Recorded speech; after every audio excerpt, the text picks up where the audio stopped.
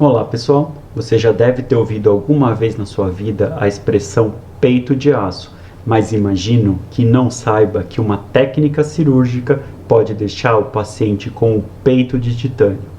Eu sou o Dr. Carlos Levinsky e esse é o primeiro capítulo de uma série de vídeos que eu dei o nome de Medicina Estranha, onde eu trago curiosidades e alguns casos realmente estranhos da medicina. E hoje eu vou falar de uma condição que não é nem um pouco estranha. Ela afeta milhares de pessoas no mundo todo e a chamamos de pectus excavatum ou peito escavado. Inclusive, existem artistas famosos e mesmo atletas olímpicos que apresentam esta condição. O pectus excavatum é um defeito estrutural da parede torácica e pode estar presente desde o nascimento. Porém, costuma chamar mais atenção no início da puberdade, com a fase de maior crescimento do paciente. Acontece porque o externo, esse osso que fica bem no meio do tórax anterior, começa a afundar, levando ao aparecimento de um desnível no peito. Isso ocorre porque a parte das costelas ligadas ao osso externo, que são formadas por cartilagem, crescem em demasia e empurram o externo para dentro do tórax. E a primeira descrição da doença remonta ao século XVI, e antigamente esta condição era conhecida como peito ou tórax de sapateiro, porque os sapateiros de antigamente trabalhavam sentados em um banquinho, com a ponta do calçado apoiada no centro do tórax, em alguns casos até levando a deformidades e afundamentos. Por semelhança, os pacientes acabaram ficando conhecidos com a alcunha de peito de sapateiro. E essa patologia, ela acontece em aproximadamente 1 a cada 1000 nascimentos e tem predominância no sexo masculino, na fração de 3 para 1. Isso quer dizer que em 4 pacientes com pectus excavatum, 3 são homens e apenas uma paciente é mulher. E ela tem um componente genético e familiar. Isso quer dizer que uma família que apresenta um membro portador de pectus excavatum possui até 45% de chances de outros familiares serem acometidos também. E quais os sintomas do pectus excavatum? Os casos mais leves não costumam trazer nenhum sintoma, porém causam um desconforto psíquico muito grande ao paciente, que usualmente deixa de retirar a camiseta em público ou mesmo na vida privada, por vergonha do aspecto do seu peito, inclusive evitando atividades que possam deixar aparente a deformidade. E nos casos mais graves, podem haver sintomas que às vezes são sintomas importantes, como falta de ar, cansaço e dores no peito. Isso acontece porque o externo se aproxima muito da coluna dorsal, limitando o espaço dos pulmões e desviando o coração de sua posição normal. Aqui temos a imagem de uma tomografia demonstrando à esquerda o coração em sua posição normal, rodeado por um círculo branco para vocês conseguirem localizá-los. E à direita, um paciente com pectus excavatum. O meio do tórax se aproxima enormemente da coluna dorsal, tirando o coração do centro do tórax e o jogando para a esquerda. Isso pode causar dificuldade para o pulmão encher de ar livremente e mesmo causar arritmias cardíacas. O diagnóstico acontece normalmente pelo exame físico do paciente. O que acontece é que os pais notam que tem algo de diferente no tórax de seus filhos e acabam levando ou ao pediatra ou ao ortopedista. E normalmente só pelo exame físico pode ser feito o diagnóstico. Mas em alguns casos o médico pode pedir alguns exames complementares, como raio-x de tórax ou mesmo uma tomografia computadorizada de tórax para entender melhor aquele caso. E algumas vezes O médico pode pedir também exames para se verificar a saúde do coração, como um eletro ou um ecocardiograma. E mesmo um exame para entender se os pulmões não estão muito apertados por causa do pectus. Esse exame é chamado prova de função pulmonar.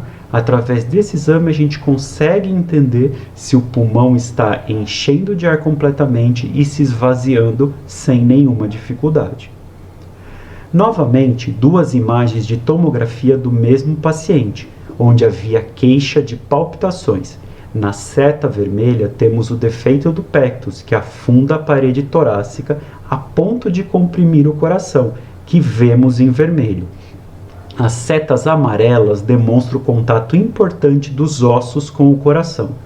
Essa interação causa alterações de relaxamento no coração, levando a arritmias.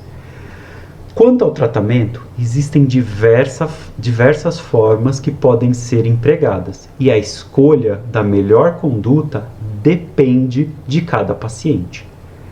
Este tratamento pode variar desde métodos chamados conservadores ou não invasivos, como exercício físico, uso de órteses ou mesmo um dispositivo que envolve vácuo para puxar o externo à sua posição normal.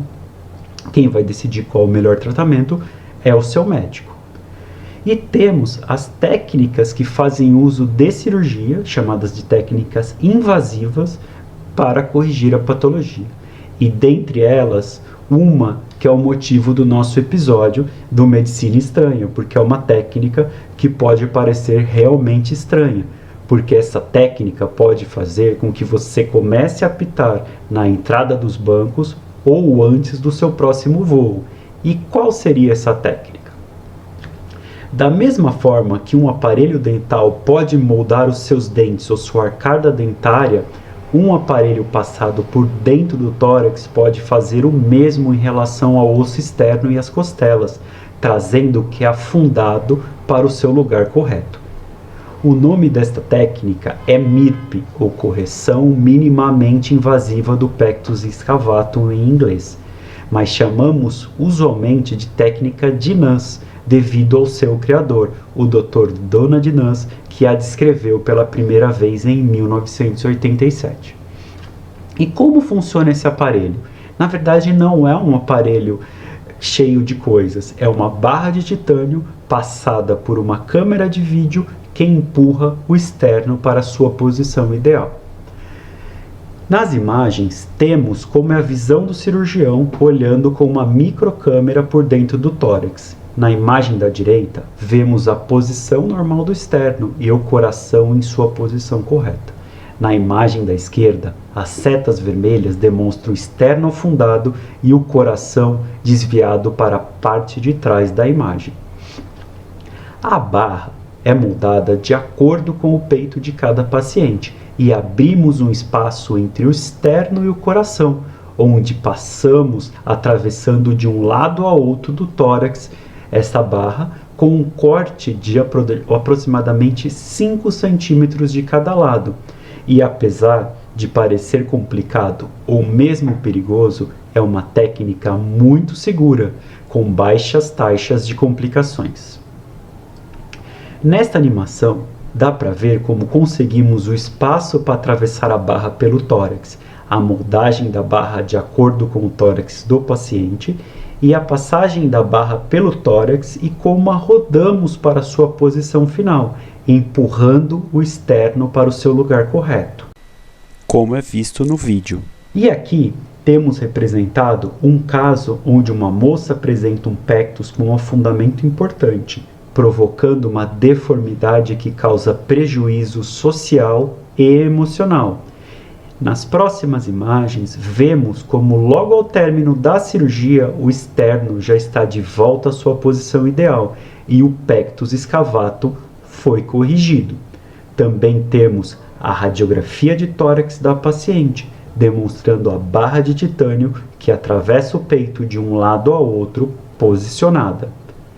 É importante dizer que essas imagens são meramente ilustrativas e não são garantias de nenhum resultado cirúrgico. Essa barra de titânio é retirada depois de 2 a 3 anos e o tórax mantém a sua posição do pós-operatório, ficando moldado na posição esteticamente ideal. Então, o que acharam da possibilidade de uma cirurgia te deixar mais próximo do Homem de Ferro? Na verdade, do Homem de Titânio. Espero que tenham gostado desse vídeo e nos encontraremos novamente em 2 semanas para mais um vídeo mostrando que a medicina, apesar de maravilhosa, pode ser às vezes um pouco estranha.